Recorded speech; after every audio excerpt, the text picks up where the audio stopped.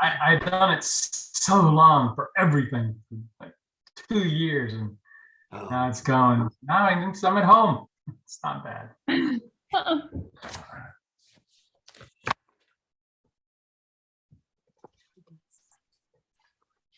Whoever's talking. Yeah.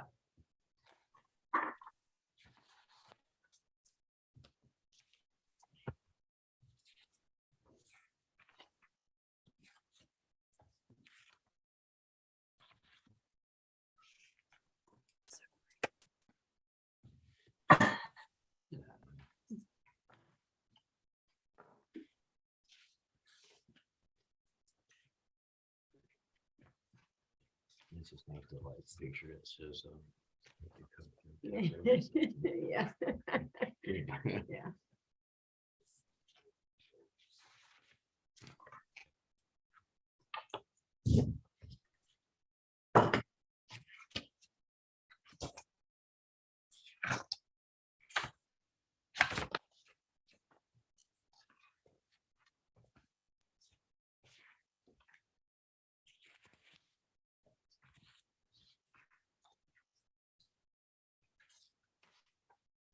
Hey, Corey, Hey, you have a different backdrop today. do I? Is it different McLeod? Hey, Molly.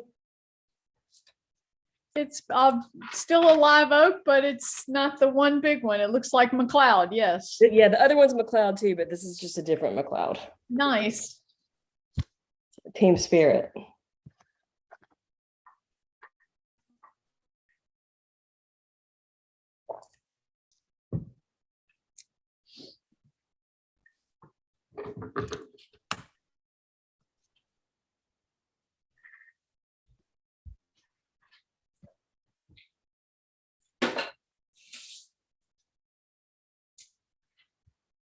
Now can you hear me?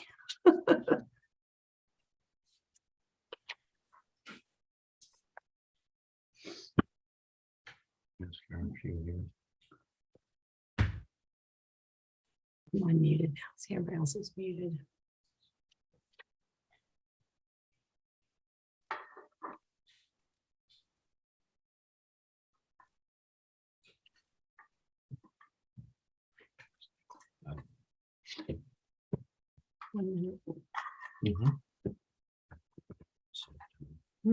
City time. Mm. Standard way of doing that. I think you take a watch and look. Watch the second hand.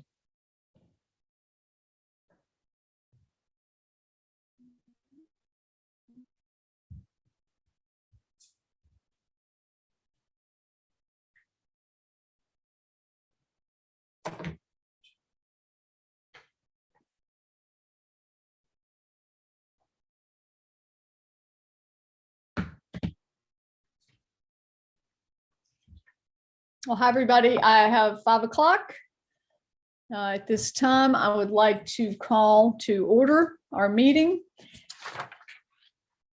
The October 18th, 2022 public hearing of the Town of James Island Board of Zoning Appeals, also known as the BZA. I believe Amy will be here. She may be a few minutes late. Same with Roy, but we do have a quorum as David, Corey, and myself are present. For those who wish, please, I'm going to open with a prayer. Father, we thank you for the opportunity to gather here tonight. We pray that this meeting is successful and productive. Please guide us during our discussions and give us wisdom concerning the issues we may face. We pray for the ability to work together in harmony for the welfare of citizens, land, and natural resources of the Town of James Island. In your most blessed name we pray. Amen. I will skip the pledge tonight since we're on Zoom. It's a little awkward when we try to pledge on Zoom. I see Roy has joined us, and hopefully Amy will soon too. This meeting has been noticed in compliance with the South Carolina Freedom of Information Act. 15 days prior to this hearing, a public hearing notice was printed in the Post and Courier. A sign was posted on the designated properties and a notice was mailed to the applicant or representative, property owner, and to property owners within 300 feet of the applications and to parties of interest. Persons, organizations, and the news media that have requested declaration of our meeting have also been notified. The Freedom of Information Act does not require notification of anyone other than the applicant and parties of interest.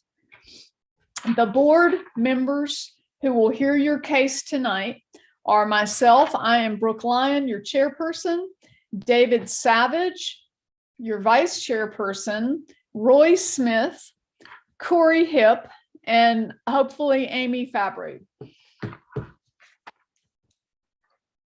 The staff members present tonight are Kristen Crane, our planning director, Flannery Wood, our planner 2. I believe Flannery is in town hall. Bo Wilson is our attorney. Francis Simmons, secretary to the BZA and town clerk, and I don't see Francis on yet. Kristen, do you know if Francis is joining us? She's in town hall as well. Okay, great. Thank you. Nikki Grimble, our town administrator, is here tonight. She's joining us on Zoom.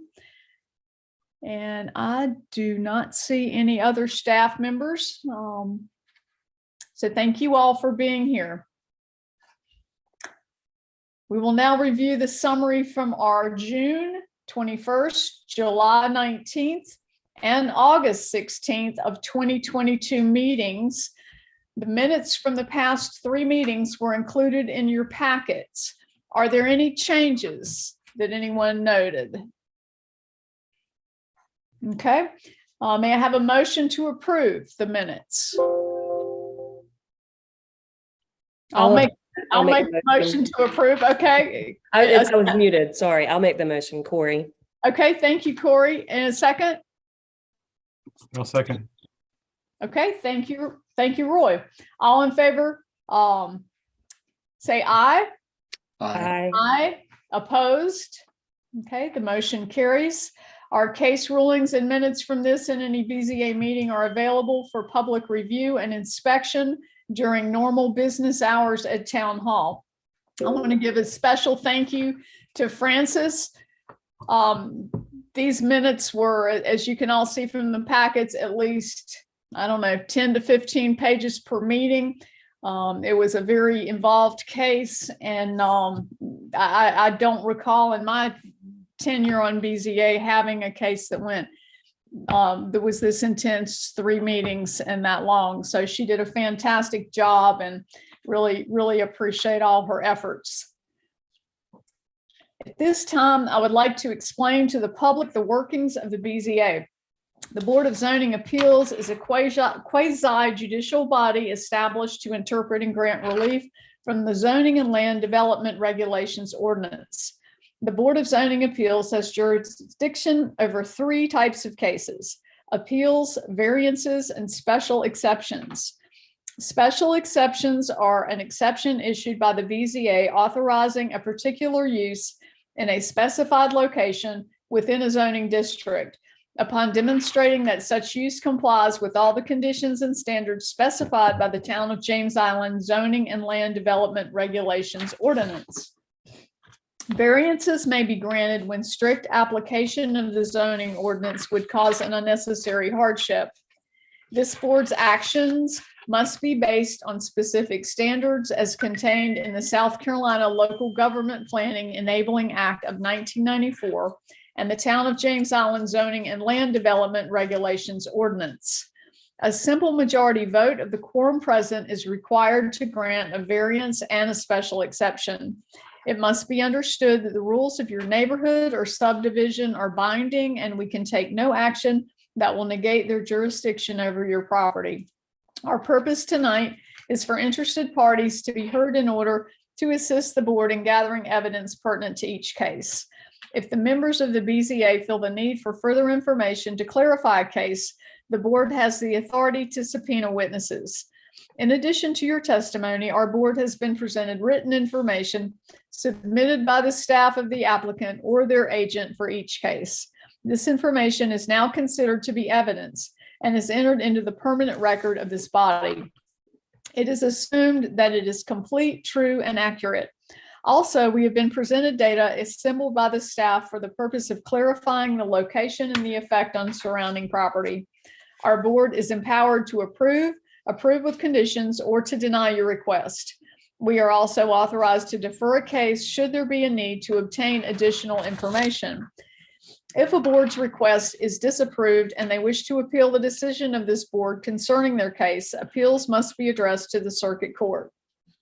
South Carolina Code 6-29-820 states that the appeal must be filed by the applicant within 30 days after the decision of the board is mailed to them. Failure to file an appeal within the time limit deprives the court of the jurisdiction to hear the matter. Because this is a quasi-judicial body, everything said in this meeting must be complete, true, and accurate. All of the information provided to the BZA is considered evidence, and this board may certify contempt of circuit court if false statements are made, either in writing or orally. Because of this, each person who wishes to address the board will be sworn in. In order to expedite this process, anyone wishing to speak, including the applicant, if you are in person or on Zoom, in person at Town Hall or on Zoom, if you would please stand as a group, and then Mr. Wilson will administer the oath. Please raise your right hand. Do you solemnly swear or affirm to tell the truth, the whole truth, and nothing but the truth, so help you God? I do. The McFadden's are on mute. We do. Go down. Is anyone else going to testify? Did you get that? Yes, I did. thank you. Is anyone at Town Hall? Yes. Yes, they participated. Okay, thank you so much. Thank you, Mr. Wilson. If you would like to address the board and are participating via Zoom, please use the chat function at this time to state your, let me stop there. Nikki, are we doing that at this time? Do they do the chat function to state their name with you, or do we wait till we go into the comments? There's just one person as an attendee, and that is Jenny Welsh, who I believe reached out beforehand. So if you'd like to go ahead and swear her in, I think that would be fine. Okay, that would be great. Mr. Wilson, can you swear Ms. Welch in as well?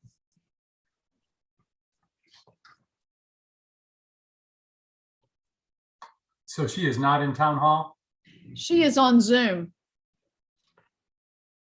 I don't but see- she's not on the board. I'm She's in as an attendee, so I can allow her to talk.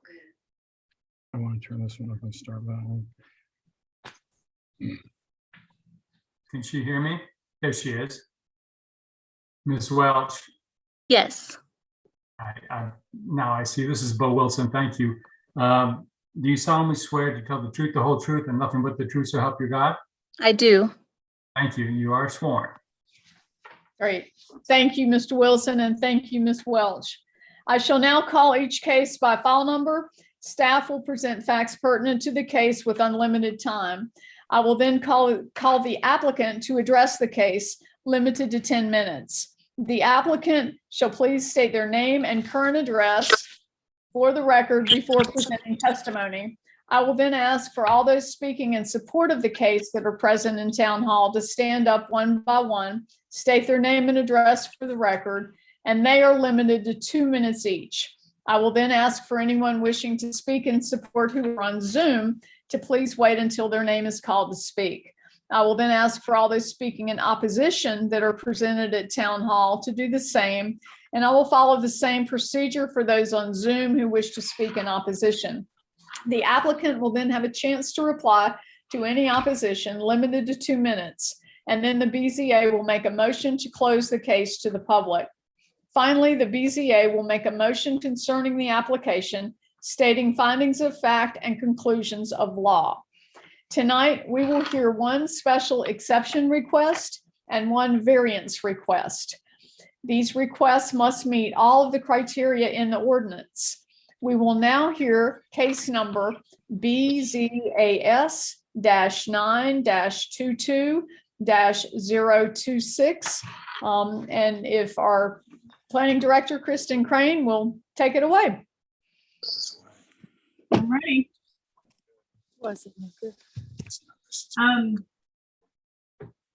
Assuming everyone can see that.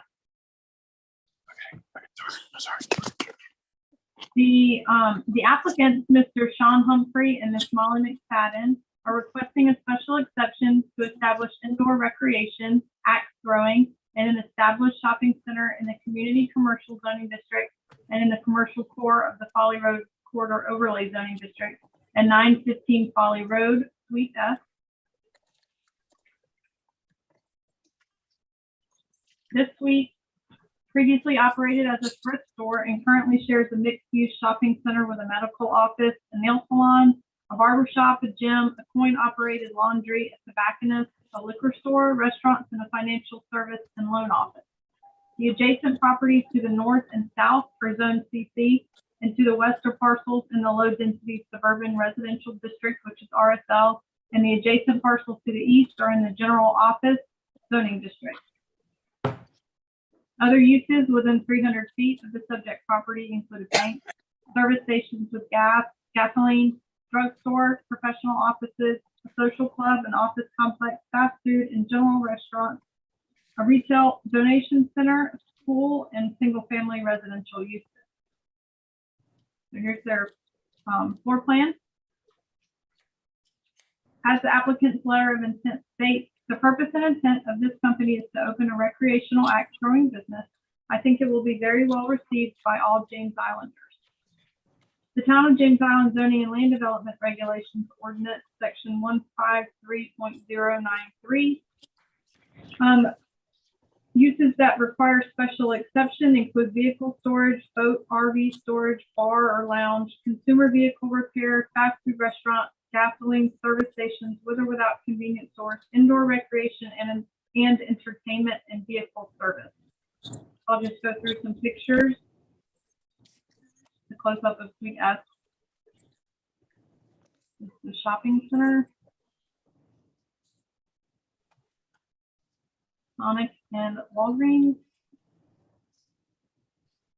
Their adjacent property.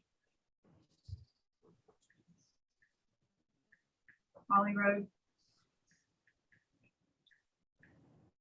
According to section 153.045E, special exceptions may be approved only if the board finds that the proposed use A is consistent with the recommendations contained in the Town of James Island Comprehensive Plan and the character of the underlying zoning district purpose and intent. In their response, the Town of James Island Comprehensive Plan economic development element strategies include encouraging a variety of diverse commercial uses that will benefit the town as a whole. The applicant states in their letter of intent that James Island is lacking in recreational venues where people of all ages can spend time together. While there is nothing really like this in the area, I believe it is compatible with other businesses nearby. Additionally, section 153.093H states that in the commercial core area, future development in this area is intended for higher intensity commercial uses than those found in the other areas of the corridor. Therefore, this application may be consistent with the Town of James Island Comprehensive Plan as implemented through the Community Commercial District. B, is compatible with existing uses in the vicinity and will not adversely affect the general welfare or character of the immediate community. In response, the mixed-use shopping center in the application and nearby properties have a wide range of existing uses. Retail sales, banks, social club, restaurants, professional medical offices, service stations, drugstores, barbershops, nail service, barbershops twice, liquor stores, coin-operated laundry, personal improvement studios, tobacconists, financial services and loans, and therefore is compatible with existing uses in the vicinity. The proposed use should not adversely affect the general welfare or the character of the immediate community. C, adequate provision is made for such items as setbacks, buffering, including fences and/or landscaping, to protect adjacent properties from the possible adverse influence of the proposed use, such as noise, vibration, dust, glare, odor, traffic congestion, and similar factors. Response: the proposed business is to occupy a vacant suite within an existing shopping center The parcel is fully developed for community commercial use. Additionally, the applicant describes in their letter of intent that the construction of the axe throwing lanes will implement the recommended noise reduction setup, which includes cement backer board, which reduces the sound waves when the axe hits the wooden target. Our targets are also not facing either wall. They back up to another throwing lane, so noise should be minimal. D, where applicable, will be developed in a way that will preserve and incorporate any important natural features. Response: the parcel and shopping center are fully developed with no changes being proposed to existing building footprint or existing vegetation. Any existing natural features will be preserved. E, complies with all applicable rules, regulations, laws, and standards of this ordinance, including but not limited to any use conditions, zoning district standards, or site plan review requirements of this ordinance. Response: the applicant is in the process to ensure compliance with the applicable regulations. And F, vehicular traffic and pedestrian movement on adjacent roads shall not be hindered or endangered. And response: vehicular traffic and pedestrian movement should not be hindered or endangered since the shopping center is existing with an existing sidewalk. The present layout of the site shows 172 marked parking spots and exceeds requirements for a fully leased shopping center. Including the shared parking on the adjacent parcel, there are 280 total spaces available. In action, the board may approve with conditions, or deny this case based on the findings of fact unless additional information is deemed necessary to make an informed decision. Thank you, Ms. Crane. Are there any questions for Ms. Crane from the board? David? Thank you. My initial concern when I saw this was the sale of alcohol with people throwing axes, and I think you addressed it fairly well. And this is more of a question and not a demand, because I do wish you success should you be approved. You can get the people that sell beer trained by Tips and Serve Safe online, and I think it's like $35 or $50 to get them trained. A pledge from you that would occur would greatly ease my concerns. I'd like to make a note that Amy Fabry just joined us as well. Corey, did you have any questions for Kristen? I do, and it is to the point a little bit of David's with the bar. I'm just curious, just from my own knowledge, if this used to operate as a thrift store previously, and they're having to seek an exception for this indoor recreation and entertainment, in that same clause, it does say bar or lounge. So I'm just curious, is it grandfathered in from a previous use of the building, or like Kristen, do you have any idea how the liquor license is going to be treated? Just for my own knowledge. Yeah, so if they wanted to operate a bar, it would have been grandfathered in and they wouldn't need, because there's already alcohol being served there. However, our definition of a bar is gross receipts of alcohol of their whole sales, because 25% more are alcohol, and they don't intend to go over that amount, so they wouldn't be a bar anyway. Okay, so it's just a subset, I suppose. Yeah. Okay, cool. That was my only real question. It was only really for my own information. So thank you. So Kristen, they anticipate their alcohol sales to be less than 25% of total sales, which would include axe throwing and food, I'm assuming? Yeah. Is that correct? Okay. Thank you. And Roy has joined us as well. Roy, what are your thoughts? Do you have any questions for Kristen at this point? I think that the questions I had have just been asked. Okay. But thank you. Amy, do you have any questions for Kristen? I know you just kind of came in on this, but mostly you missed what Kristen read that we had in our packet. Do you have any questions on this one at this point for Kristen? I think you're muted, maybe. I don't hear Amy. well, I guess,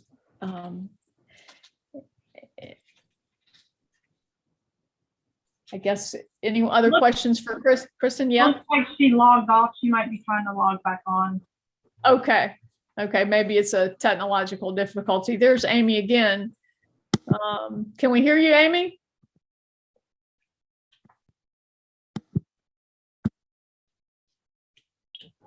Okay, how about now? There you are. Yay. Hi. Hi. Did you have any questions for Kristen on this case? I do not. Thank you for asking. Okay. Well, thank you, and glad everybody's made it. Yeah. Sorry, at I'm this late. time, we're glad you're here. You're here in the nick of time. So at this time, we will call the applicant. You have a 10-minute limit, and we look forward to hearing what you have to say. If you would state your name and address, and then take your 10 minutes, up to 10 minutes, please. Sure. Hi, everyone. Thank you for having us here tonight. My name is Molly McFadden. I'm at 810 North Channel Court in Harbor Woods. Been a James Island resident. Well, I went to Johns Island for a little bit, but quickly came back.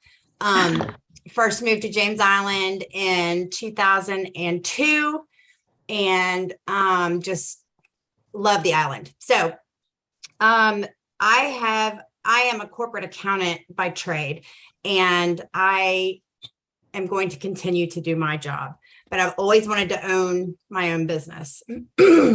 And luckily, this person right here next to me has owned many of businesses, and our combined love of axe throwing just sort of brought this to fruition for both of us.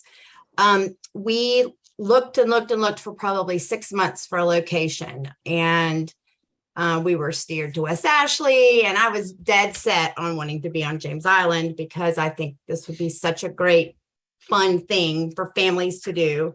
But I want to address we have no intention of operating as a bar. There's not going to be anywhere to hang out and drink at unless you're doing axes. And the axe throwing, if you've never done it, you should go do it. It's a very fast process.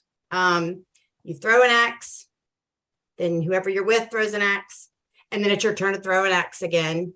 So there's very little time to drink a whole lot.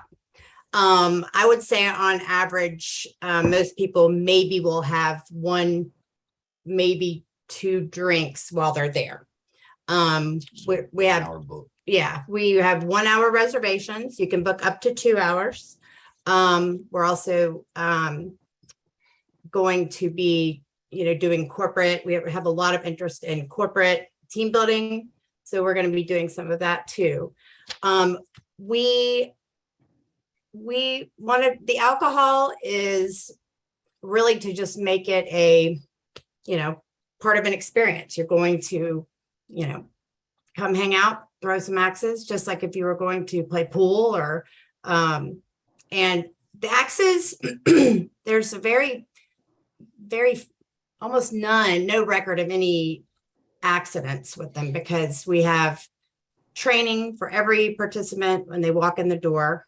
Of course, everyone signs a waiver. We have our full coverage liability insurance, including the liquor coverage. And we will have food, small food bites, because there's really just not enough time to eat and do this at the same time. So I really would like to take the focus off of the alcohol part because it's just it's sort of just a supplement to our revenue is what it is. But I'd say at least 75 to 85% of our revenue, probably more. We just don't have anything to compare it with on the island. Well, and that's really our focus. We don't want to be a bar. We don't want to operate a bar. We are already both tips trained, tips certified.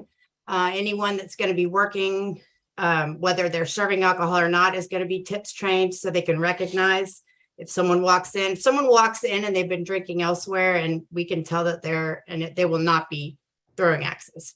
So safety is absolutely 1000% the top concern with this. And we'll be taking every precaution to ensure that. So I'm going to let Sean talk for a little bit, but pretty much it. I mean, Yeah. it is. It's answered very well. I'm Sean Humphrey, by the way. I moved here about 2 years ago. Had 2 or 3 hair salons. I've had stores. I've had a little bit of every construction companies. So I kind of sold those and moved here with her. And thought I was going to work construction and realized I'm too old to be outside. So this was something we loved. And we just went to do it. And every time we had to go to North Charleston, it's the closest one. I couldn't get any revenue off of them because they have connection to a brewery. So they don't sell any food, any alcohol, anything. So that's where we're having this problem, trying to figure out what the sales are going to be. So like she said, I don't believe it'll be above that. And I think it's going to be a lot of fun for a bunch of children. We have kids events. You can have birthday parties. When I say children, obviously 10 and up, there's, under parent supervision, obviously. But I mean, we've got every precaution made. And like she said, there's been really one incident, and it was a poorly built place that didn't have buffers all the way to the floor. It hit the concrete, bounced back at the young lady. Other than that, I've got mats that hang. They're made for this now. This is taking off really big. It's really up north. It's really a big deal.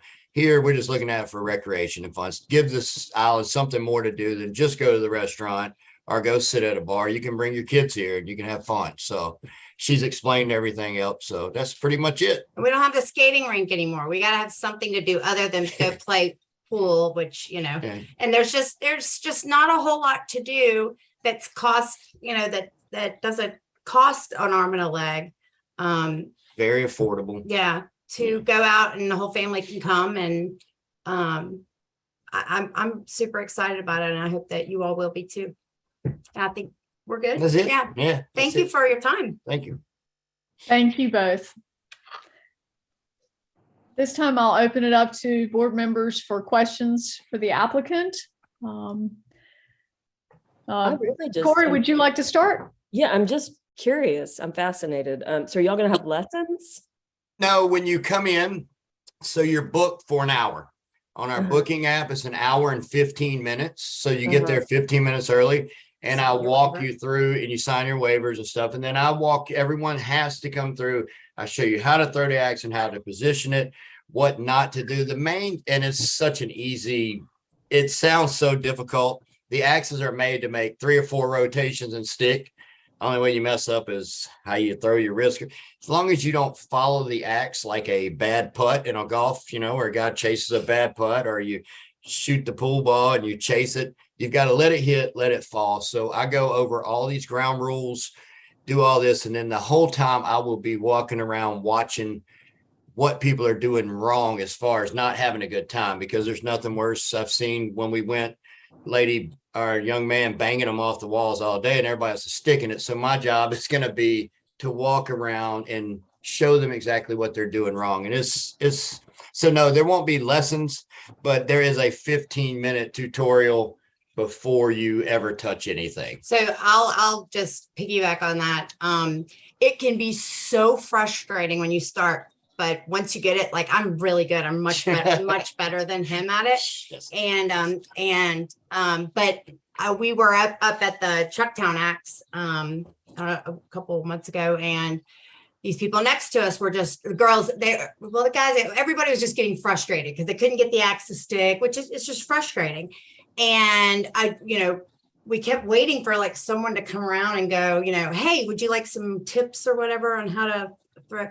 So we were just like, so I was like, just, let it dangle between your shoulder blades and lean into it. So I think we'll be more hands-on than some of the other places we've been. But in terms of like private axe throwing lessons, maybe down the road. But no, but it's yeah. So guidance. Yeah. Does that answer? No, that's good. I just was wondering, I mean, you're not just going to set them through. No, with your axe. no. Like you are going to facilitate some sort of guidance. it sounds really, the question I get from every single person is alcohol and axes. Yeah. But it's such a gate. I mean, the way the lanes are built, there's a big divider between them. There's no way for axe to come from one lane. Fences It's not to- possible. It's got fences, it's got wood. It can't happen. And there again, you're 15 foot away. So as it throws and hits the wall, it drops straight down onto a big rubber padded mat. The chances of injury are very low. You probably get hurt more bowling. You can hurt your back more than you can on. It sounds dangerous when you axes and alcohol. It sounds very dangerous, but it's truly not. Thank you. Thanks, Corey. David, did you have any questions for the applicant? Yeah, thank you for addressing the fact that you were tip certified.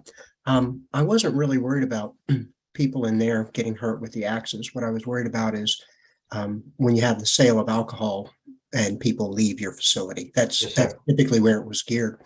I know that you're tip certified. At this point, I'm not going to ask that it be made a requirement, but might there be a pledge from you that everybody would be? It's going to happen. Yeah. 100%. Well, I'm going to be, to answer that, I'm going to be there full time. I'm quitting my other jobs. This is going to be my job. The other, as a startup, probably the other two that are going to be there are our sons that are 18, and they're going to get certified on whatever they have to, or they won't be touching any alcohol, obviously, so everybody that works there will get tip certified because it helps our insurance. Yep. Everything is plus the safety factor. It's a no-brainer. Yeah. No-brainer. Yeah. Yes, sir. Thank you. You've addressed my concern. Okay. Thank you. Roy, any questions for the applicant? Yes, I do. I just want to get a better feel for your business model. And so I have a couple of questions. First, if I were to come and sign in for an hour, I got 15 minutes of talking to you first, and I have an hour. How many times am I going to throw the axe? And what kind of food do you serve that I eat when I'm drinking beer and throwing the axe? Okay. As far as how many times, that depends on how many people you have there, because you can book anywhere from 2 to 6, and Per then lane. Per lane. Then on the double lanes that I have are more for like a family of 8 or 10, so I have the waiting area on the other side for that. So really the number of times you're going to throw is depending on how many people, but I would say average of 2. When she and I go, we throw enough that in an hour, in the last 15 minutes, that we're quit throwing because we're exhausted. Well, but a game is how many points? Yeah, a game is First one. You have 10 throws per person per game is the way the scoring works. So, depending on how many games, if you got 4 people, you might get in 6 games. If you got 2 people, we probably get in 8 to 10 games. So that's 80 to 100 throws per hour. I would say that's the best way I can judge that. I've never really put that to paper, but I could look that up a little more and try to figure it out. It's a great question. As far as food, we're going to be having chips. I want to do a big popcorn machine, obviously, for the kids. We'll have some candy bars and snacks, and it's going to be more snack food for the people. I'm talking with a couple of food vendors because obviously I don't want a kitchen. I don't want any kind of dishwashers. Our cups are going to be all plastic cups with our logo and everything on them that you can take and throw away, or you can bring it home as a little souvenir cup, to use for ice or whatever. As far as, but some of the vendors, there's certain things that we might get into later down the line once we see how it's going, to where if you want a microwave, kind of like a lot of ballparks have the microwave nachos that you can put in, it's already pre-made. So it's just going to be snack food as of this moment. Okay, thank you. Yes, Amy, ma'am. do you have any questions for the applicant? Not. I am curious, what would it cost me and my husband to come and throw the axe for an hour? It's 25 to 28. We're trying to get our pricing all the way down. Everybody else has went up to 28 per person for the hour. We think we can keep it at 25. I would like to keep it at 25. That's what we started at. Every one of them is already going up. So I think we're going to start at 25 for try that for the first year and see what happens. That would So be it would be $50. $50 for the hour. Yes, ma'am. And you mentioned 10 and up. Is that to throw? You have to be 10 years old? That we don't have that like firm, and that's our insurance company didn't require that. I mean, these axes aren't. We're gonna kind of leave it in the parents' hands. If they, I mean, I'm not gonna let a toddler throw an axe. They have, and they have different. different size axe. You have different weighting. Yeah. So they actually have a children's axe that is, Oh, wow. I think it's 11 inches where ours are 14 to 16 inches. So, and it's very light. So a lot of young ladies have to use the smaller axe too, just because. And young men. Oh, okay. And young men. I'm just, yes, young men too, that can't, throw the bigger axe as well. So we do have the lighter and smaller axe. So they do make what's called a junior axe. What is the junior age? There again, if someone comes in with their 4-year-old wants him to throw axes, I can't do it. My insurance don't cover it. You got a 9-year-old that's, a pretty good sized boy or girl that can throw it. Yeah. Okay. I think, and parents are going to sign the waiver for these kids. So, we'll explain the danger. I mean, our waiver is like, beware, you are throwing, it's hazardous to your health. You have to have closed-toed shoes. You can't come in with sandals in our place, because you could be walking with the axe and just drop it. And you got sandals on, you cut your foot off. So everything has to be closed-toed. We have a lot of safety precautions. But I would love to see kids in there. I mean, I really want this to be like a family place. I really think it's there's just nowhere on the island to really, I mean, you've got the wild blue ropes, which is fun, but that's expensive too. So, yeah, but I would love to have kids in there, as many as possible. Well, thank y'all. Thank you for addressing that. Are Yes, there ma'am. any other questions from the board members? Okay, if not, Flannery, is there anyone present at Town Hall wishing to speak in support of this request? No, there is not. Nikki, is there anyone on Zoom that would like to speak in support of this request? There are a few other people in as attendees, but I do not have any responses in the chat box for any requests to speak. Okay. Is there anyone, Flannery, wishing to speak in opposition to this request at Town Hall? No, there is not. And Nikki, I assume no one's wanting to speak in opposition on Zoom either? Correct. Okay, well, then we can skip the rebuttal. There's no opposition. At this time, I will close the hearing to the public.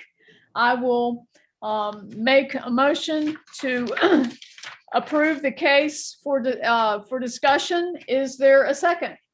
Second. Seconded by Corey Hip. Motion made to approve by Chairwoman Lyon, second by Commissioner Corey Hip. At this time, I'll open it up for discussion. Any discussion? I'd like to note we did have 3 letters in support of this case, and those are all part of the record. They came in by email with the people's names and addresses. Any And no questions? against. We did not receive any against this case. Any comments? Board members? If not, no discussion on this one. I will ask Ms. Francis if you could please do a roll call vote. The motion is on the floor to approve the case. Commissioner Fabry, Aye. aye. Commissioner Hip, Aye. Vice Chair Savage, Aye. Commissioner Smith, Aye. Chairwoman Lyon, Aye. So the motion passes unanimously. Again, Chairwoman Lyon made the motion. Commissioner Hip seconded the motion. It was approved unanimously. The final decision will be mailed to y'all within 10 working days. If you have any questions, you can contact Kristen or Flannery. Congratulations. Thank and you we're so excited. much, y'all. Y'all better come out and throw some axes. We'll definitely give it a shot. Thank Okay. you so much, and good luck to you. We hope it's a huge success. Thank you very much. We really appreciate all of you. And thank you for your service, for all of you. Thank you so much. Good luck. Bye. It's good to see you. Good to see you. So at this time, we will now hear case number BZAV-9-22-3, -030. And at this time, I will turn it back over to our planning director, Kristen Crane, for the presentation. All right. Charleston County Transportation is requesting a variance for the removal of 2 grand trees, a 44-inch DBH live oak and a 37.5-inch DBH live oak for intersection improvements at the intersection of Camp Road and Fort Johnson Road in the right-of-way adjacent to 1182 Fort Johnson Road. Adjacent property to the northeast and the southwest quadrants of the intersection are zoned low-density suburban residential RSL in the town. Adjacent property to the southeastern quadrant of the intersection is zoned single-family residential SR1 in the city of Charleston and houses the Charleston Fire Department, Station 7. The northwestern quadrant is also in the city of Charleston and zoned commercial transitional and has an abandoned building located on it. An aerial. The Town of James Island Zoning and Land Development Regulations Ordinance, Section 153.334A4, Tree Protection and Preservation defines a grand tree as any species of tree measuring 24 inches or greater in diameter breast height, except pine and sweet gum. All grand trees are prohibited from removal unless a grand tree removal permit is issued. The Charleston County staff recommended alternative for the intersection, which was attached to your packet as recommended option number 1, is an urban compact roundabout and has the least impact on grand trees and adjacent property. These impacts include the removal of a 37.5-inch DBH live oak, grade C according to a certified arborist, and a 44-inch DBH live oak, grade C with a hollow base according to a certified arborist. The requested trees are to be removed to accommodate the improvements, which include safety, drainage, sidewalks, and buffer improvement. I'll go through some pictures. There's the 2 trees with the pink tape.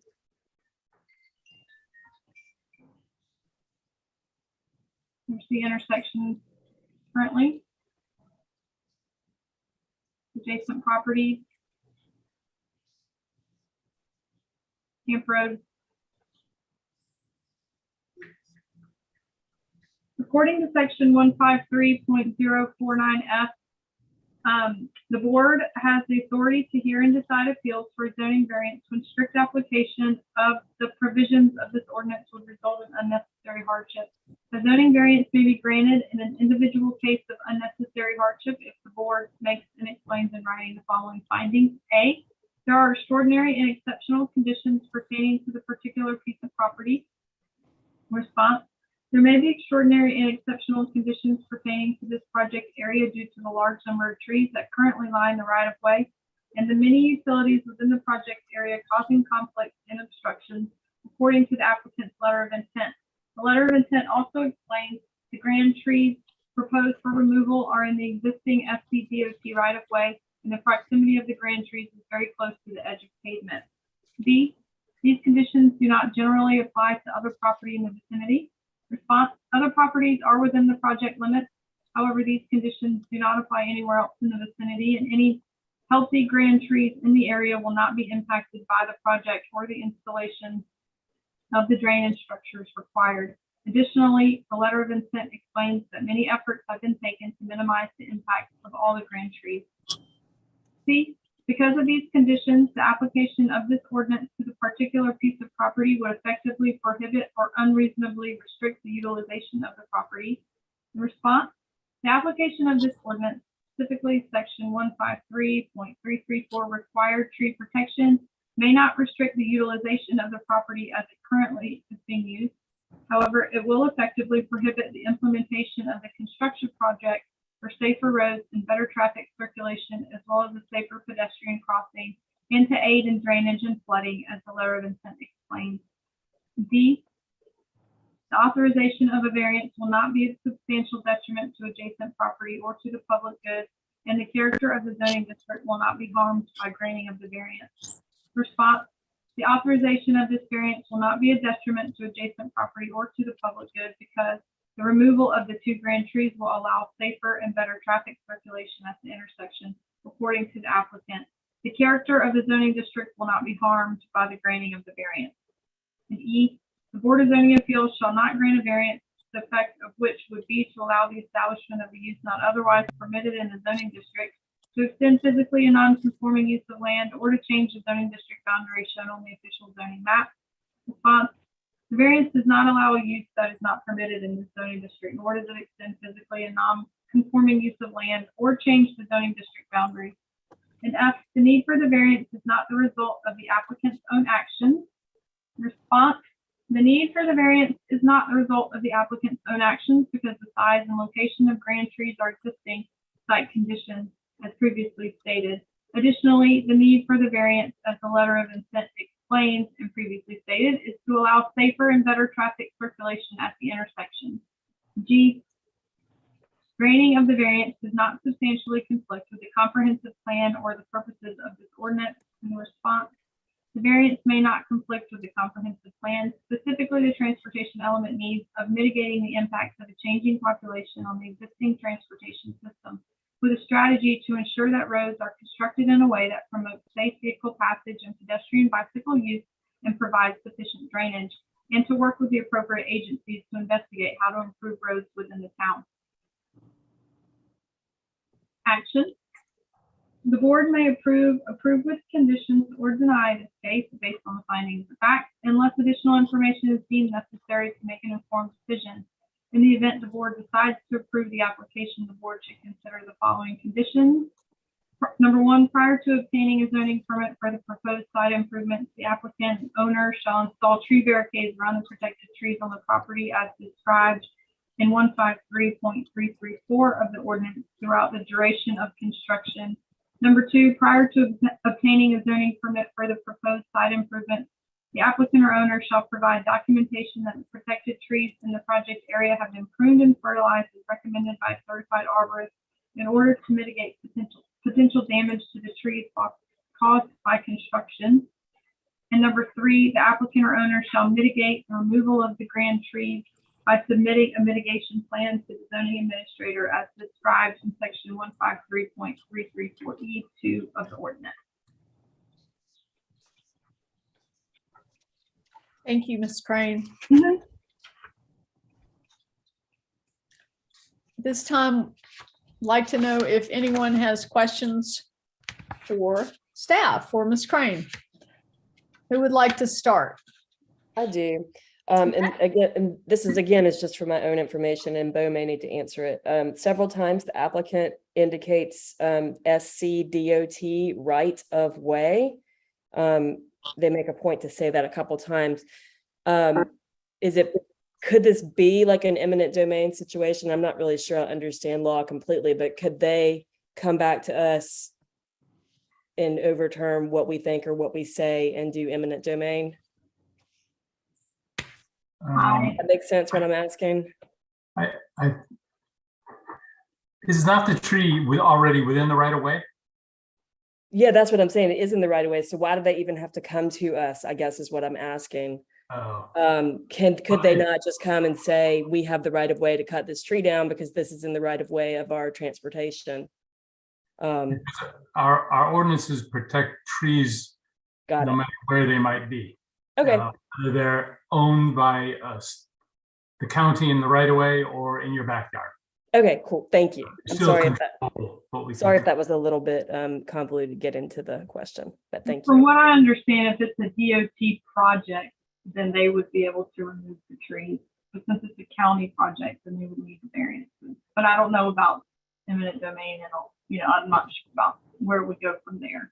And that may not have even been the correct term. I'm not an attorney. I just, that was my one thing is they were pointing out the SCDOT right of way. So I just wanted to confirm that that didn't necessarily mean anything. Thank you. Thank you, Ms. Hip. Amy, do you have any questions for staff? Yes. Let you go. Oh, I wanted to ask if this has gone through approval for city and town council. Don't they have to agree because it's a joint municipal project? Does this have to go before Charleston City Council and James Island Town Council still? I don't believe so. It went through county council. I don't believe it goes through the municipal council.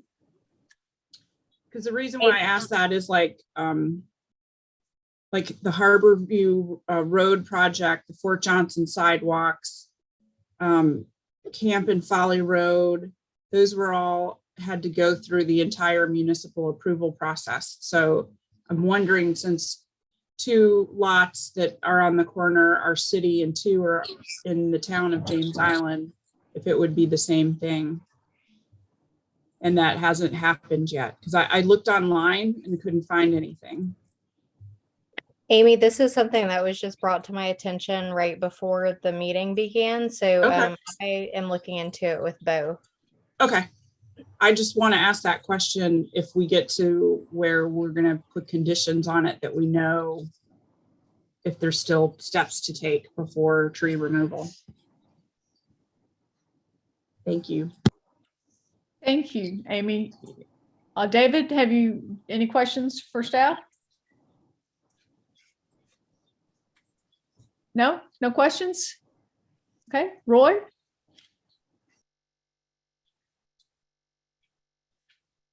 Roy, have you got any? No, I questions? don't have any questions, No? but thank No?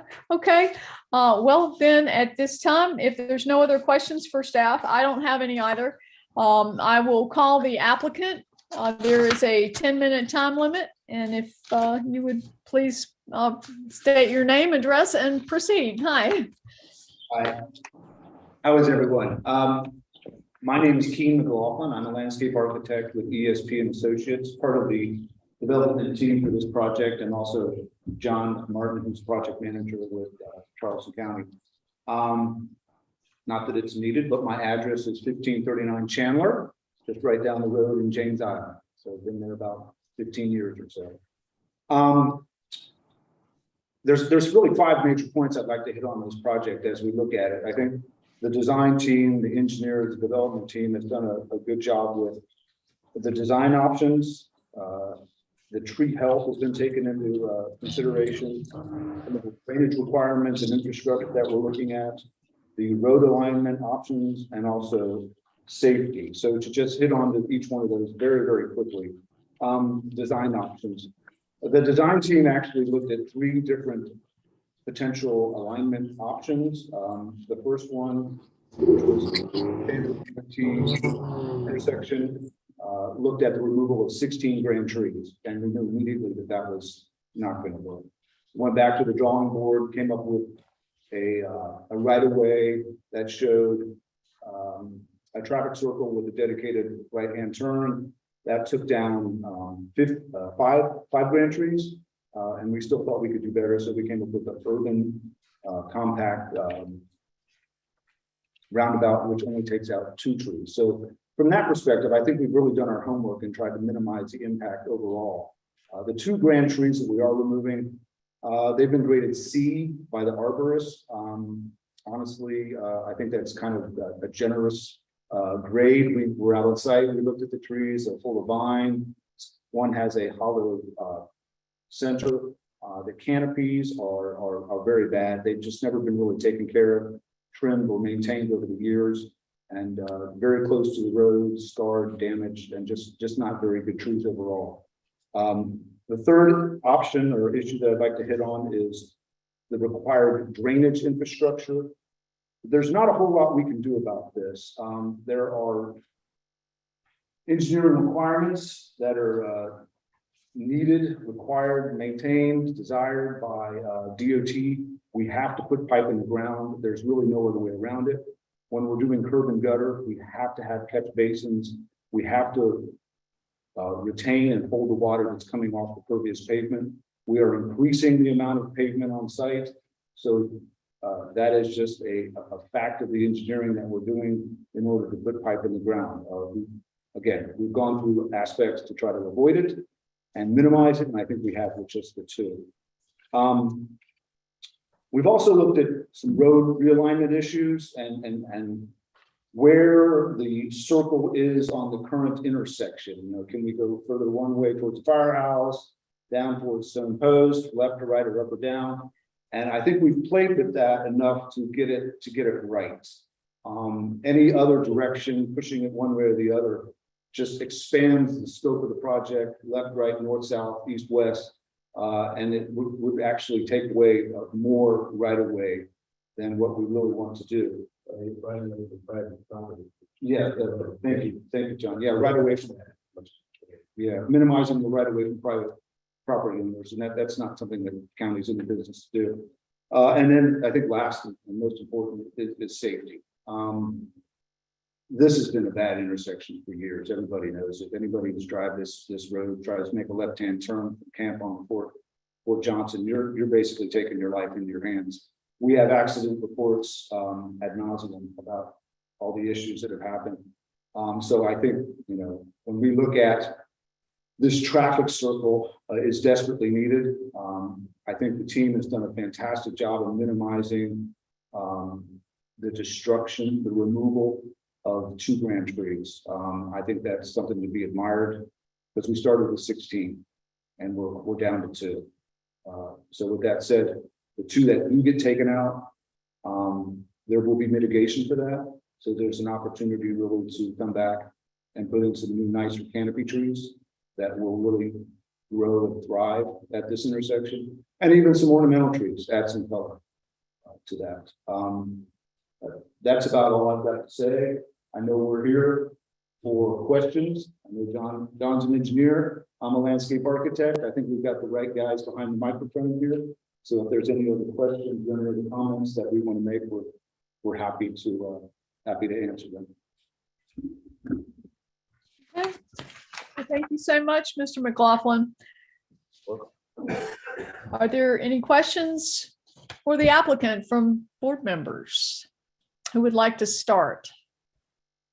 If anyone, David's shaking his head. I vote Amy to start. Amy, would you start, please? Would you start us off? Sure. Is the project engineer going to speak or just jump in and respond to questions? Yeah, sure.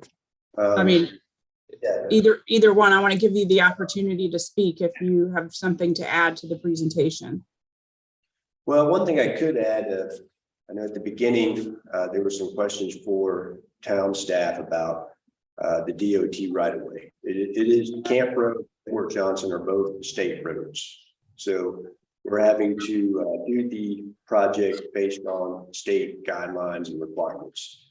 The trees are in the existing road right of way, that does belong to the state. Now, we are still subject to the town's ordinance, and that's why we're here. And we want to, you know, work with all the stakeholders involved. There would be no eminent domain to get the trees because the state already has the property, so it wouldn't be anything like that.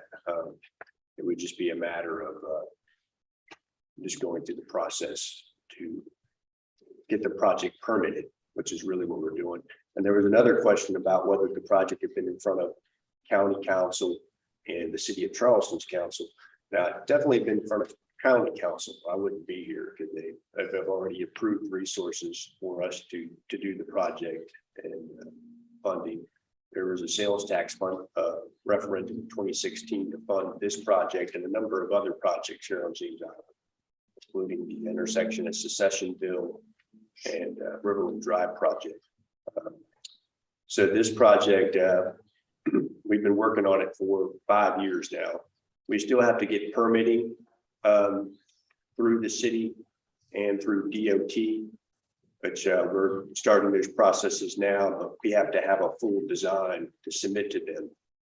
The stormwater drainage and the actual design of the traffic circle is really what we need from DOT. There are certain stormwater requirements we have to meet with the city as well.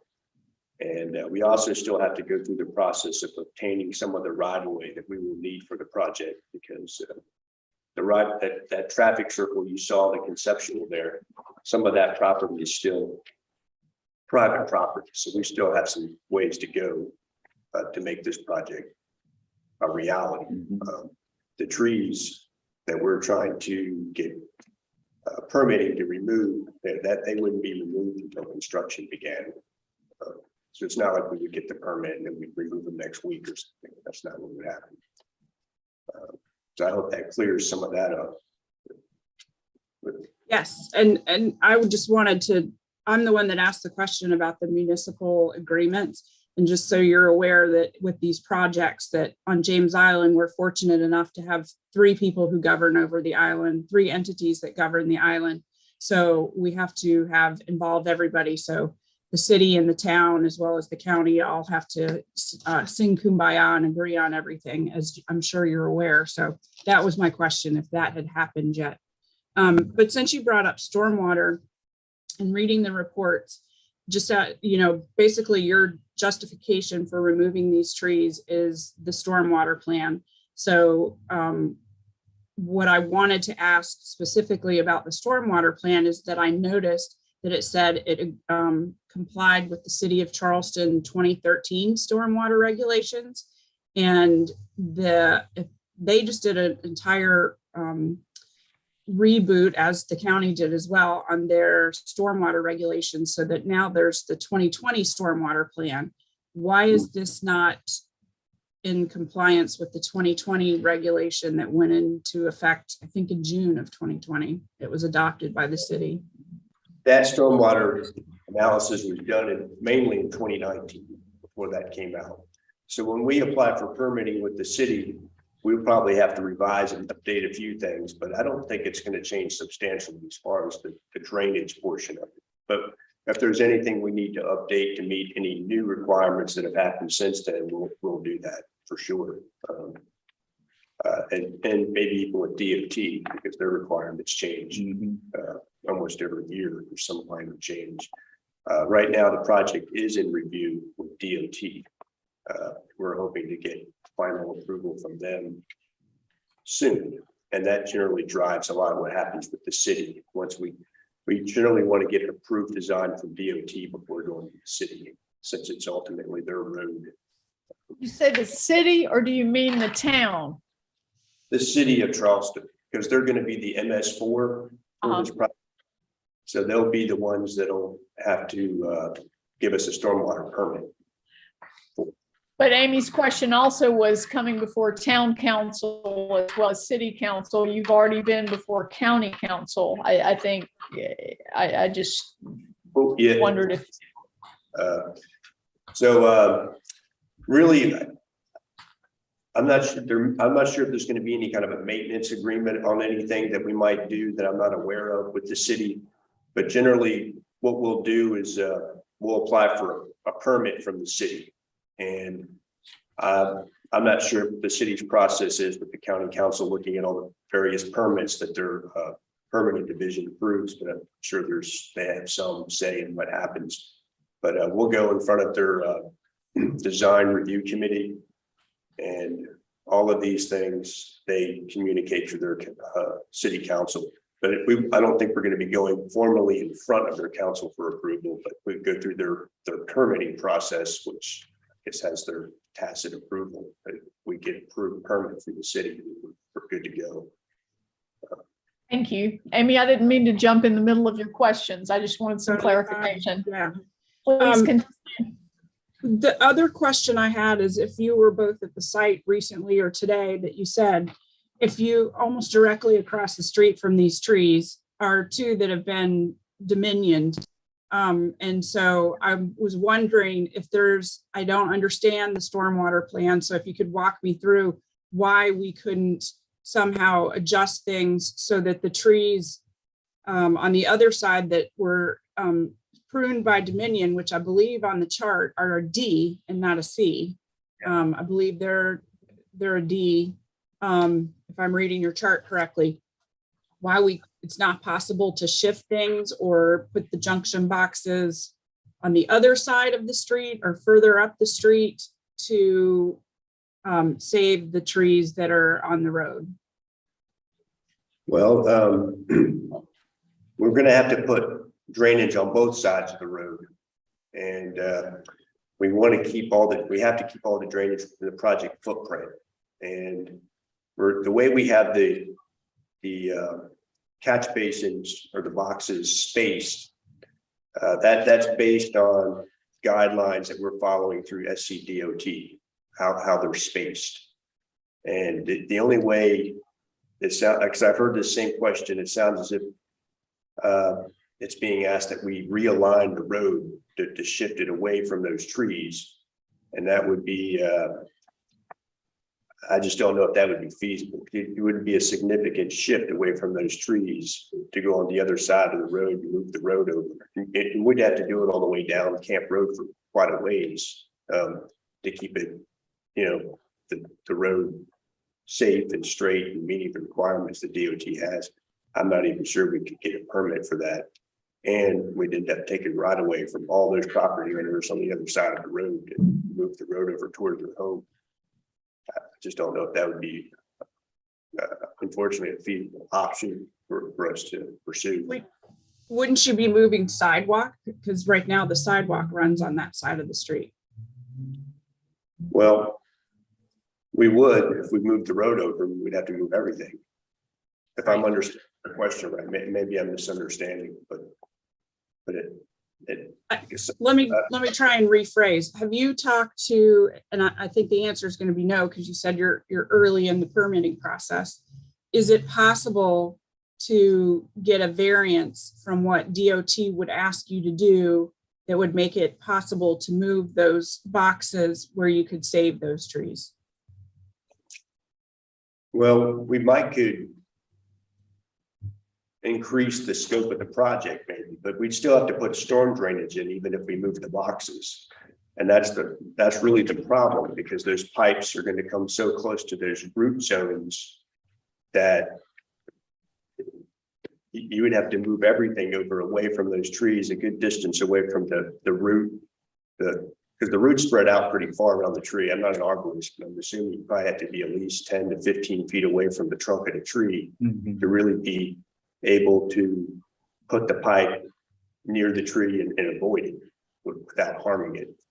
So that would involve either moving everything over, which really is not possible, or not putting any storm drainage in, which we're not really going to be able to do that either because of the increased impervious area the whole project creates, and then the curb and gutter, which we have to have those boxes for capturing the runoff with the curb and gutter, because basically that almost creates, like when it rains, it almost creates a stream. Right. I understand. I think what I'm wanting to have you explain to me is that you've gone from 16 trees down to 2. Have you looked at all the possibilities to, did they just drop off? To save the other 2 trees? Well, I mean, we have. I mean, we've tried, because we certainly don't want to take down a grand live oak unless we have to. That's certainly something the county does not want to do. And so we have tried to find a way to avoid this. But after all the time we've spent on it, and we've been working on this for almost 5 years now, this has just been the best case we could come up with and still build the project in a way that's going to provide the greatest amount of safety for the drivers and meet all the requirements that we have to meet with the South Carolina Department of Transportation. And that's kind of where we're at. Because if we could avoid it, I would not want to come down. If I could find some way not to do it, I would. Yeah, we're dealing with essentially 4 municipalities and a state agency. And DHEC. And DHEC. So this is not the easy route to go. This is actually a very challenging and hard thing for us to do. And we've tried to avoid this route as much as possible, but we're here basically as a last resort in order to get this project moving. So. Okay, thank you. Roy, do you have any questions for the applicant? I do. I'd like to follow up on some of Ms. Fabry's questions. When I look at the plan across from those two trees, I see a very, very thin strip of green between the sidewalk and the road bed there. So and it goes from almost nothing to a few feet. I see across in other places it's a lot thicker. Why does it need to be there at all? And why can't we move the road over that little bit to start with? Can, but I think the simple answer is we have DOT standards and highway standards for the alignment of the road that we must meet. And we're meeting those standards, and shifting or realigning the road anyway is going to be more and more of a challenge. I think we've shifted it, unfortunately, as far as we can. Yeah, we did have to change the realignment. So yeah, we have. But another big factor that we've had to consider too, in that the way we have the road aligned is we also want to reduce the amount of property we're going to have to take from some of these property owners at the intersection, because we are going to have to take from all these properties on the intersection, and that's never a popular thing. It's not a lot, but I have to take some in order to fit the project into this new right of way. Yeah, and one of the biggest issues is the property on the northwest corner, basically the old gas station, as we know it. Yeah. We're already taking a substantial amount of right of way from that individual and that property, and we would have to take a lot more in order for everything to shift over. We did get approval from county council for eminent domain for this project. That has been approved by Charleston County Council. I'm a little bit confused. When I'm looking at the plan, the property to the northwest, I think I see a yellow line that has like a long line and then a dash and then another long line. I think that's the property line. Is that right? Well, that will be the new right of way. I think you might be looking, that's the exhibit I made where I highlighted in yellow right of way. And that's the proposed new right of way for this project. We don't have that yet. I guess my question is okay. Or maybe I'm looking at the wrong thing. I'm sorry. So I'm back to I'm still back to what happened to that little. I'm asking about the little green strip that's right immediately beside the road. That doesn't, if you would move it over that number of feet, that would not impact the property, would it? Oh, well. May I interrupt 1 second? Kristen, would you mind sharing your screen with this map? Because I've got a small printed copy and I'm not seeing what Roy's talking about. Is that easy to do? You know, we needed larger drawings and all of us had classes on. That's not good. Yeah. Just that option one, if you don't mind, that would be really good. Thank you. So really what I'm talking about is I think that, you know, what Ms. Fabry was discussing is somehow figuring a way to use the same amount of hard surface that you have from the west of the sidewalk to the east of the roadbed, but configure it differently and perhaps figure out something else to do with the sidewalk on the other side. It could perhaps go around the trees. I don't know yet, but have you studied those options? I really appreciate that option 3, you studied. Option 2, I don't think gives you good access or egress from the fire station. I don't know how that would work for the fire station hall, but option 1 does seem like the best one because you cut it down to only 2 trees removed. But I'm asking, can you go further? Can you do better than that? Well, if we move, and I'm not sure if I'm understanding you correctly or not, but if we move towards that old gas station, is that what you're asking? We move the intersection more just in the amount of hardscape that you have. Well, we don't have enough hardscape to fit this traffic circle in now. We would have to obtain right of way. That's a definite. We will need new right of way. So From that property. the DOT also requires a certain road section for us, so where we have to have travel lane and sidewalk. That's right. So, and the thing is, I can't really put the sidewalk on the other side of the trees without taking property, because that's not road right of way anymore there. That would be private property we would have to take to do that, which Yes, and we'd still be close to those trees. I don't even know. We'd have to put the drainage. I just don't know if that would work either, because the root zone is still going to go out 10, 15 feet away from the trunk of the tree. So you'd have a sidewalk and drainage in those people's yard. If I'm understanding you right.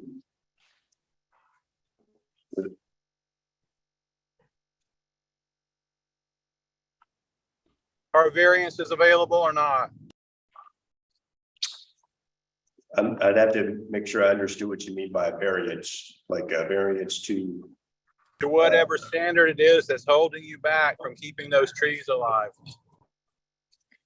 There's not a variance to not do storm drainage. We have to do storm drainage. We wouldn't be able to get a variance to avoid that, because it would create a safety issue if water was pooling in the road, which would happen when it rained. But you can study it further and come up with another plan. I think that's what you told Ms. Fabry is possible to do that. Maybe it's a different plan. Maybe there are more boxes in different locations. Well, the thing is, those boxes have to connect to storm drainage pipe that we have to put in the ground. So we're still going to have to put that pipe in. Even if I move the box, I can't stop the drainage at the tree, because we still have to continue the road, the tapering of the road well beyond those trees. So we're going to need to have drainage all the way down to where it ends. So I don't see how that would avoid the trees, because the drainage is going to be in the ground there. Did you say you have to take all of this before the City of Charleston Stormwater Department to get their approval? We do, but they are generally going to have to approve what the state wants with the storm drainage plan. They generally are going to be looking at us for water quality more so than water quantity. The city is, because it would be different if it was a city road, but because this is a state road,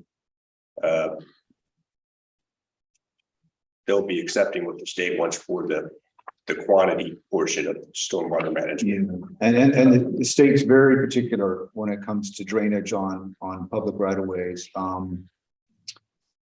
Right, but I'm wondering if we might be putting the cart before the horse, because you're going to have to take this to the City of Charleston for their review and DOT for their review. And I have a suspicion that at that time you could ask for variances with the objective of, we are trying to save these 2 trees. Do you have any ideas on how we could do that? And that they could give some input. And they may say, nope, you got to make it bigger and you might have to take out another tree. So I'm wondering if it wouldn't be prudent to maybe go talk to those 2 entities before we approve or deny this permit. Well, with the drainage itself, it's going to be the DOT's decision. That would be their decision. And if the DOT wanted to not install storm drainage here to save the trees, that would be their decision. I could ask them, but I would be surprised if they would, because it would be, according to our calculations, it could cause a problem. And the DOT's main concern is always safety. That's the main thing they're going to look at. But I can do it. I could do that. I could ask them just for the record, so we could get a statement from them. Yeah, in my experiences, yeah, the DOT does not grant variances, or they really are by the book. I mean, so you can sometimes get like a waiver for a small amount of runoff like a detention waiver or something like that. But you would still have to do something. And in this case, there's just too much runoff. We wouldn't be able to get a waiver on installing storm drainage, period, because of all the impervious area that we're installing here with this traffic circle. There's so much asphalt that we're putting in, and we're putting in curb and gutter. And I've never heard of them not having drainage with curb and gutter, because the curb and gutter is going to create almost like a river. There's no way for the water to run off the road. It's just trapped on the roadway because you have concrete curb on each side. So I don't see how you could not have drainage with curb and gutter. I understand that, but the curb and gutter that's there is away from the trees, and the runoff is going to run towards Clark Sound. It's not going to go up Camp Road. So it's going to pool in the road, so that if we have a real heavy rain, like a 50-year storm event, cars are going to be driving into a pool of water, and that's why we want the drainage to avoid that, so we don't have a safety issue with too much water pooling in the road. Pulling in the road at the traffic circle is what you're saying. Right. I mean, wherever it's going to start to pool, it will start to, based on the elevation, you're going to start having water. You're basically going to have a pond in the road. If the rain right. But by reading your report, what you said in your reports is that basically the runoff is going to head towards Clark Sound down Stone Post Road. It's going to go towards water. Right. But if you're in a heavy storm event, there's no storm drainage and it's all going in the road, you're going to have some flooding in the road. And that's why we want the drainage there to get that water off the roadway. So but why would the drainage have to run up Camp Road? Because we're going to have curb and gutter all the way up that far up the road. That's the project footprint there. So we need to have drainage for the whole project to avoid that situation. Why couldn't the drainage go on Fort Johnson? Well, there is drainage on Fort Johnson. We have it on Fort Johnson. We have it on Stone Post. The whole project is going to have drainage on both sides of the road. Okay. I mean, I'm not an engineer, but in my mind, I think I would feel better if this has gone to two other, the decision makers at the city of Charleston and DOT. And I don't discount, listen, I've dealt with DOT. Well, I mean, it will go to them because we have to get permits from them. So they will review these plans. Right. I said first before us. But if you want us to vote on it today, I'm fine with that.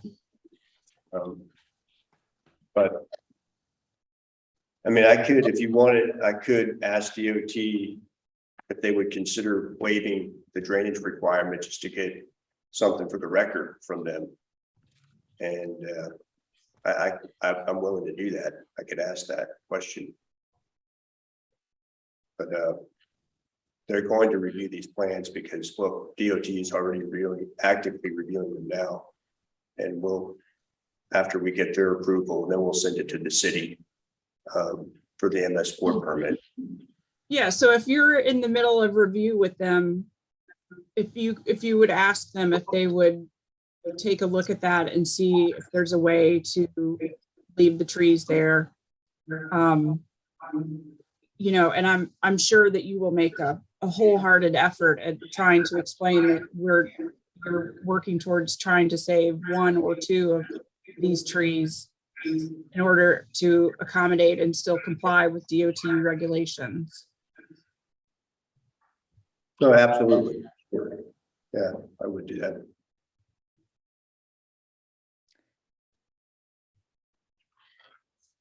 Okay, thank you. Anybody else want to weigh in on that? Well, I have a different question real quickly. On on options 2 and 3, you show those stone posts, I think, remaining very close to the roundabout. But in option 1, you say to be relocated, but where are they going to be relocated? They will be relocated, but we haven't made a final decision on exactly where, but that's in the works. Do you have any ideas? Do you have any ideas on where they might go? Yeah, behind the, come back yeah. behind the sidewalk. Oh, so in the area. Yeah, we're going to keep them close to where they are now.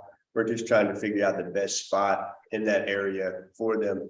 And that's partially going to be driven by, again, SCDOT and utilities. Yeah.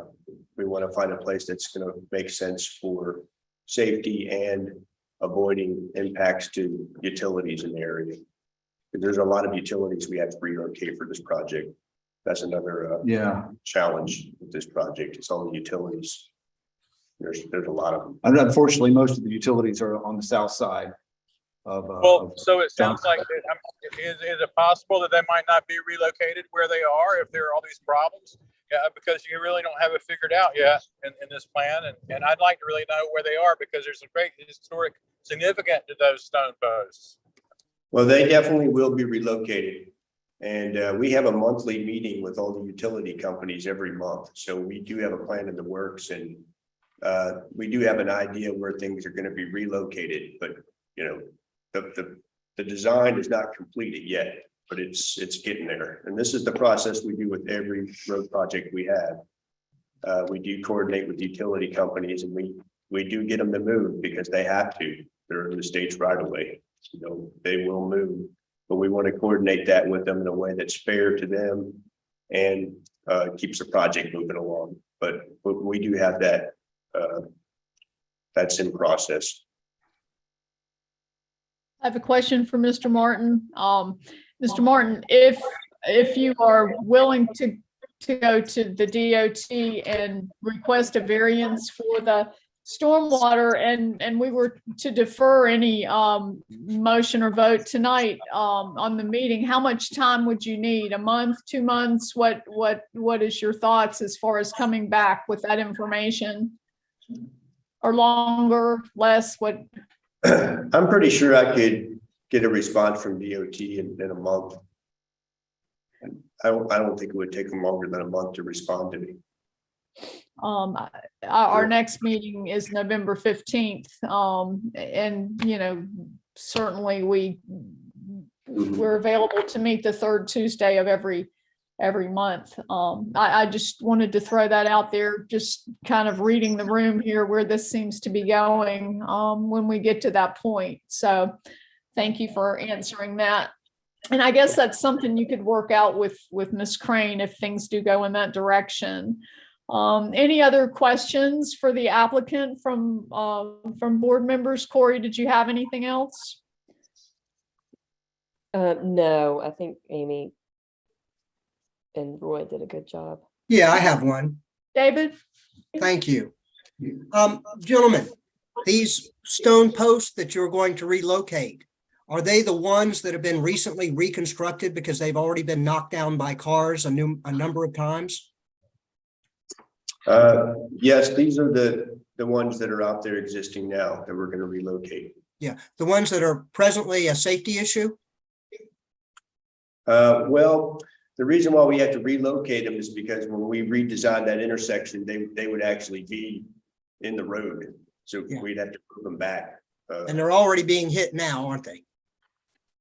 Yes, they have. I've heard they've been hit a number of times over the decades. I think the last time they hit was in the late 90s or early 2000s.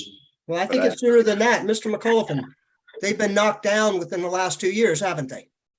They have. They have. All right, that's all the questions I have. Thank you. Sure. Thank you, David. They've been hit. Oh, they were a few years ago? Okay. I think they just repaired them recently from the last time. Any other questions for the applicant from board members? Okay. Is there anyone present at Town Hall who would like to speak in support of this request? No, there's not. Good. Okay, thank you. Hey, Brooke, this is Nikki. I did have a little more information that I wanted to add to the first question from Amy regarding the municipal agreement. Right.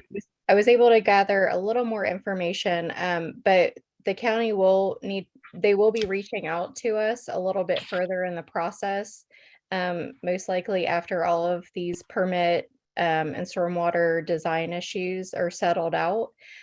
So that municipal agreement is forthcoming. It'll just happen a little bit further into the process. So I just wanted to give that little update that I got in the interim. Thank you so much. Amy, did you have any questions for Nikki on that one? No, thank you. Okay, great. That's great. Thank you, Nikki. Nikki, is there anyone wishing to speak for this request on Zoom? I do not have anyone indicating they would like to speak in support. I do have one person that would like to comment in opposition. Okay, if you want, we can go ahead and do that now, and then we'll jump back to town hall for opposition afterwards.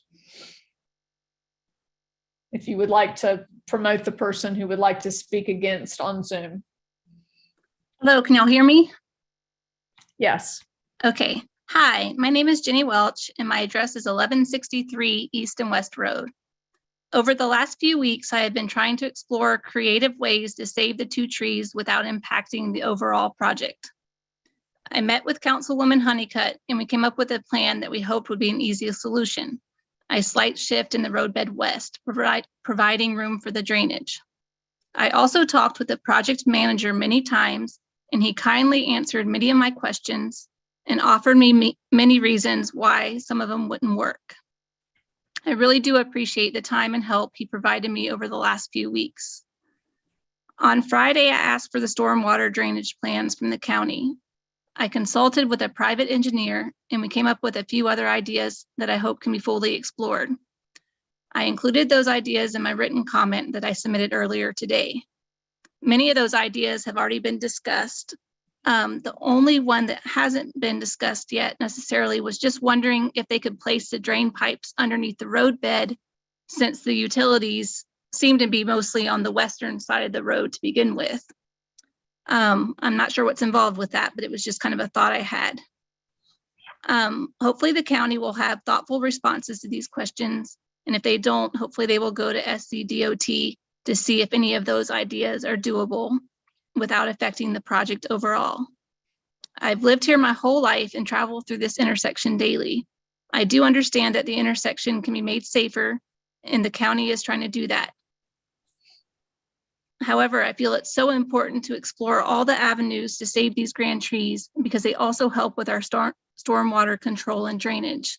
I personally have never seen any flooding in that area in 44 years.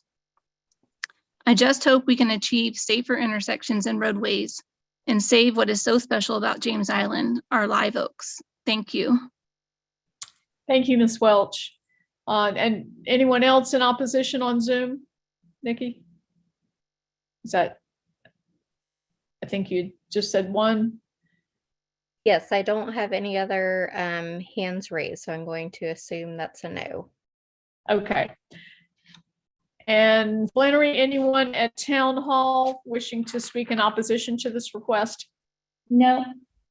Okay, for the record, we did get 2 letters in support of the project, of approval of the variance, and we did have 1 against it, which actually was also Jenny Welch, who just spoke to us in person or on Zoom. So with that, I will now call the applicant back for rebuttal. Since we did have opposition, there is a 2-minute limit if you would like to come up and address anything that Ms. Welch had to say. Mr. Martin or Mr. McLaughlin, either one of y'all want to come rebut?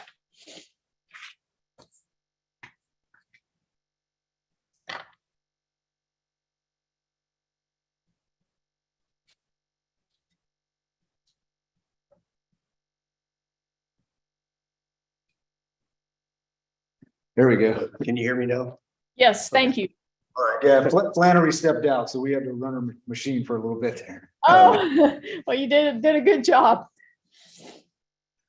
Okay, well, I did see that comment about putting the pipes under the road. I do know that that would not be something we could get permitted with DOT. They won't.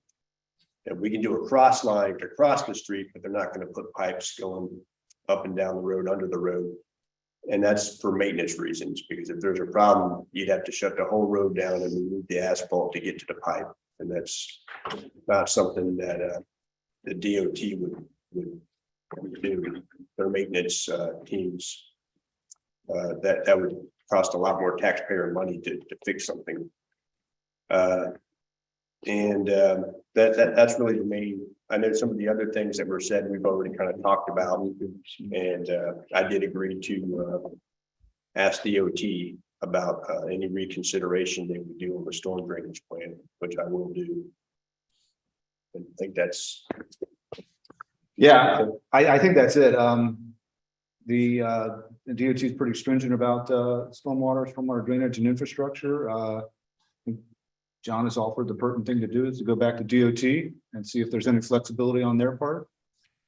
And we'll see what they say. Yeah. Well, thank y'all very much. Appreciate all your hard work on this project. It sounds like it's been a lot and lot to deal with. So at this time, I will close the hearing to the public. We do need a motion from the board with a second in order to have discussion. So at this time, I will make a motion to approve the variance with the 3 conditions recommended by staff. For discussion, I need a second. Second. David Savage has seconded the motion. So now we can discuss it. Can I just get one confirmation? And I probably should have asked them to confirm it, but they're not talking about current day flooding issues. They're talking about preventative, once all this impervious structure is put in, flooding issues. They're addressing, with a curb addressing what could be. It's going to make like a swimming pool, if you will. I mean, I hate not, but within the roadway with curbs and gutters, because it can't just run off the sides of the road. How I understood it. That's how I understood it too. And I went into this very concerned, as was Miss Welch, that, oh, it never floods, that area is high, everything's fine. But then once I heard these guys give their stance, I said, oh, okay, well, they're preventative. And I just wanted to confirm that I did hear that correctly. So they're addressing future issues. Yep. And that makes sense with curb and gutter, but what Miss Bradley says makes sense too, as far as, how. So I just have, which might be a knowledgeable question, but where does the water go? Eventually into Clark Sound, right? That's a long ways away. I probably should have talked when they were still up there. I'm sorry, but that was just my my 2 kind of takeaways. Well, we can break protocol if we need to and call them back on this one. This is very important to our community and as well as the residents. What is the potential of it flooding Clark Sound? I mean, what is the potential of Clark Sound becoming Lockwood Drive? No, it wouldn't be that. No, I'm sorry, do you mind if I jump in? No, please do. I don't understand this as much as you do. Amy. So, basically, the water that they're going to be creating with the drainage is going to flow down Stone Post Road. And when you're down Stone Post, there's that first culvert, that's like when you first drive into the neighborhood, and then eventually it's heading home to Clark Sound. So one of the things that they're going to have to do with the stormwater with the city of Charleston is look at what they're discharging into Clark Sound. Like the water quality is a big issue that happened with the updated storm guidelines, which is why I asked the question about, are they doing the 2013 or the 2020? So they're going to have to comply with the new city of Charleston stormwater regulations, which look more at discharge, what they're discharging into Clark Sound.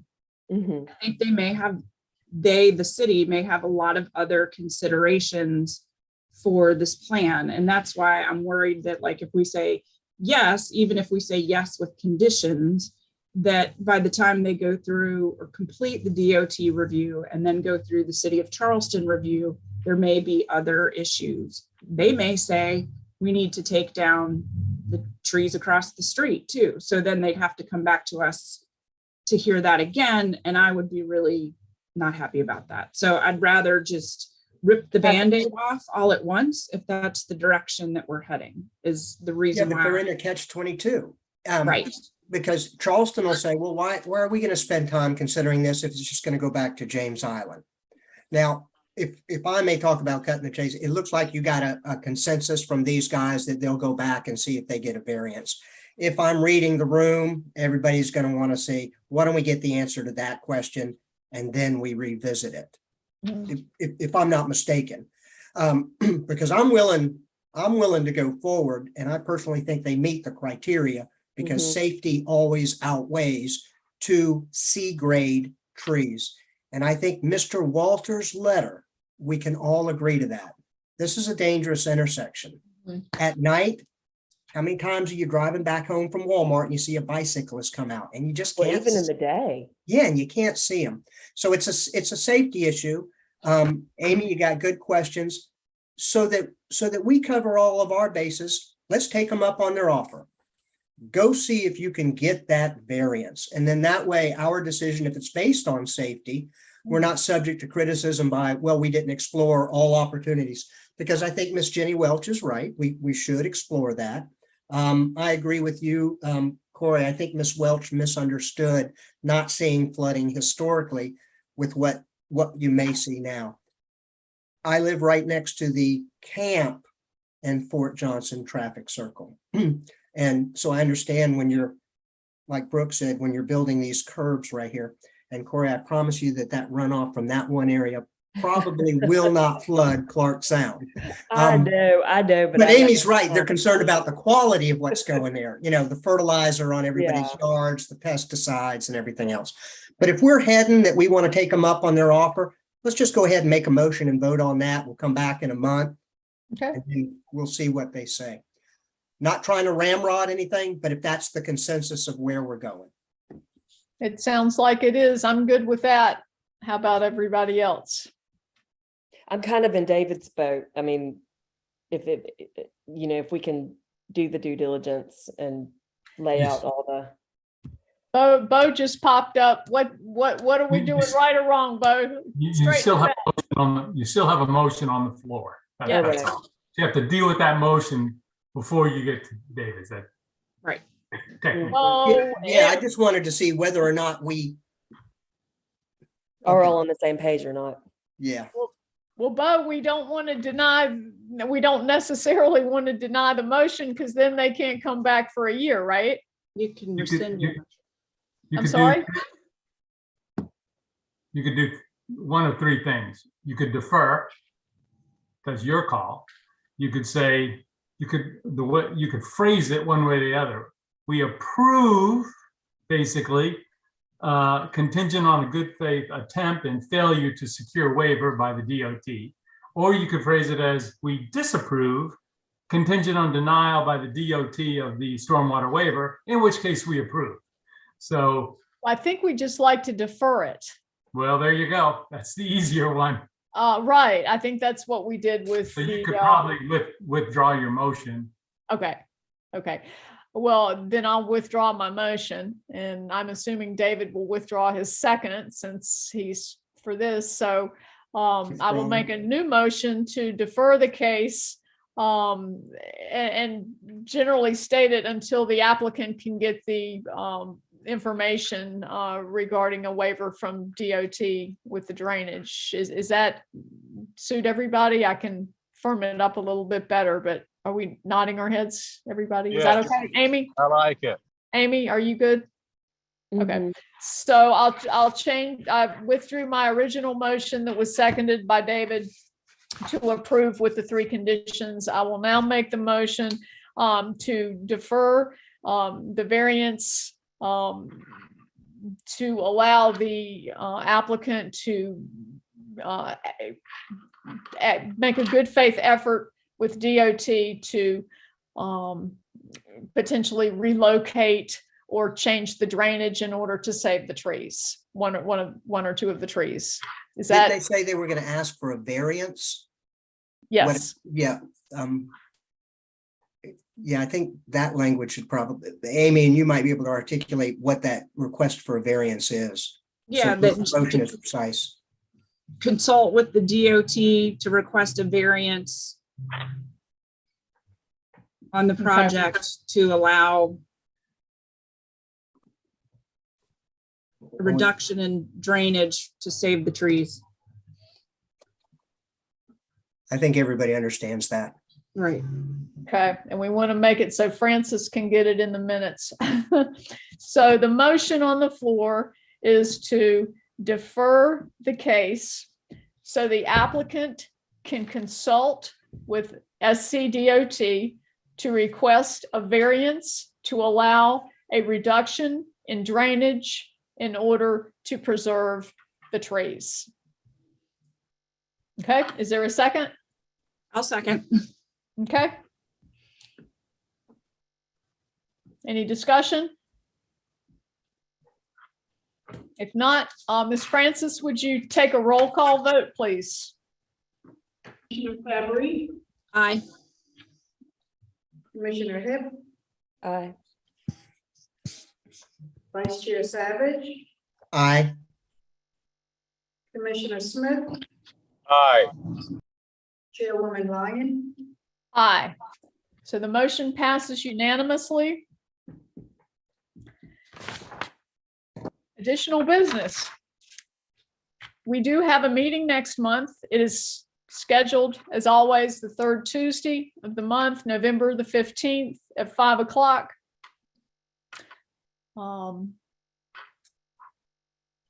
Please be thinking about how the time change is working for us all as well, and the public. Is it working well? Are we happy? Do you want to make changes? I don't know if we'll have a meeting in December, but it's possible that the meeting next month will be our last meeting for the year. And if we're going to keep the time, great. If we want to tweak it, change it, whatever, probably a good idea to do that next month so it can be advertised for 2023 and not have to be changed. I do want to give a special thank you to our wonderful staff for all their hard work. Two cases, a lot going on. We had a hurricane come through 2 weeks ago. Everybody's been under a lot of stress and pressure, and just, great job on all the meeting information. Kristen, Flannery, Nikki, and Francis. We really appreciate y'all. And of course, Bo. So thank you. And if no one else has anything or no further business, I don't know where I put my gavel, but this meeting of the Town of James Island Board of Zoning Appeals stands adjourned. And thank you all so much. And we will see you in November. Thank you.